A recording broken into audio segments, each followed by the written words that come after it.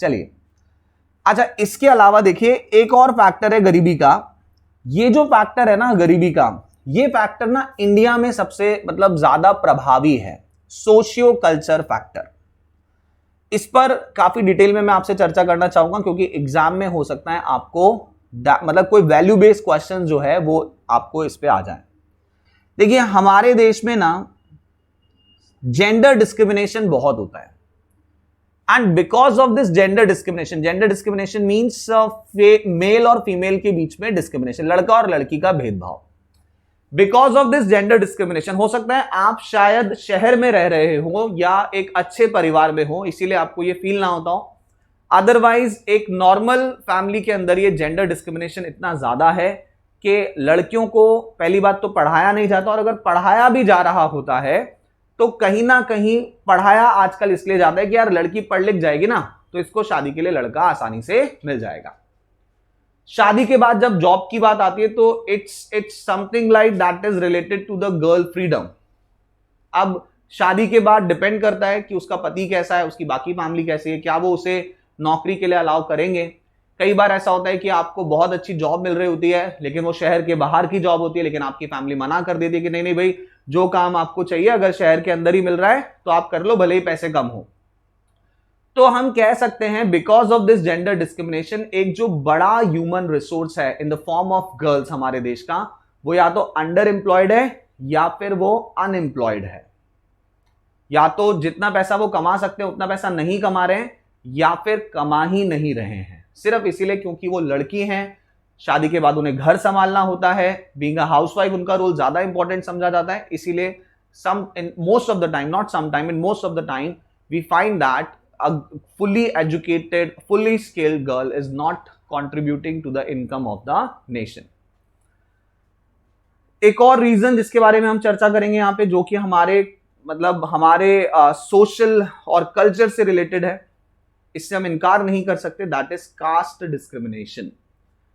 कई लोग रिजर्वेशन के अगेंस्ट में नजर आते हैं। खैर यहां पर हमारा डिबेट का मुद्दा यह नहीं है कि रिजर्वेशन सही है या नहीं है, होना चाहिए या नहीं होना चाहिए, बट इस रिजर्वेशन की चर्चा करने से पहले जिस चीज पर चर्चा की जानी चाहिए वो है अबाउट द कास्ट। आपको नहीं लगता कि हमारे देश में आज भी कास्ट डिस्क्रिमिनेशन है? जैसे कि मैं बहुत क्लियरली यहां पर आपको यह समझाना चाहूंगा कि आप एक बात आइडेंटिफाई करिएगा कि आपके मोहल्ले में जहां आप रहते हैं वहां पर सफाई का काम कौन सी कास्ट के लोग करते हैं।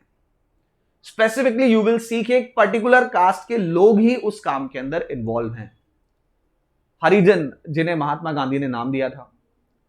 आप ये देखेंगे कि आप इमेजिन करिए कि एक सोसाइटी में, एक सोसाइटी के अंदर, एक मार्केट के अंदर किसी ने एक रेस्टोरेंट खोला है, ठीक है, और आपको पता चलता है कि वो जो, चलो हो सकता है आपके विचार अब थोड़े से बढ़िया हो गए हो, लेकिन सपोज आप खाना खाने के लिए जा रहे हैं और आपको या आपकी फैमिली को पता चलता है कि ये जो रेस्टोरेंट है ये एक हरिजन ऑपरेट करता है, तो still at least 70% of the population in India might not to choose go to that restaurant. वो ये प्रेफर करेंगे कि नहीं यार ये हरिजन का रेस्टोरेंट है क्या, नहीं नहीं यहां तो खाना नहीं खाना।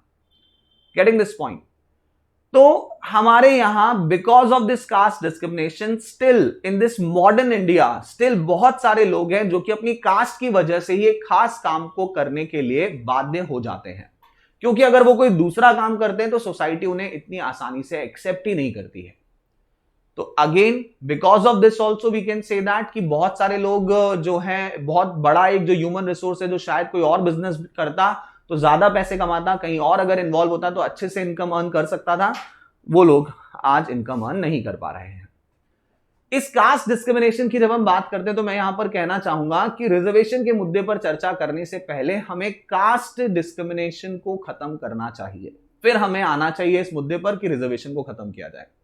कास्ट डिस्क्रिमिनेशन कितना ज्यादा है आप इसी बात से देख सकते हैं कि सपोज आज अगर आपकी फैमिली में कोई लड़की है और वो अपनी मर्जी से शादी करना चाहे किसी दूसरी कास्ट में, तो what you think, is that still very easy in this modern India? क्या ये मॉडर्न इंडिया में आसान है?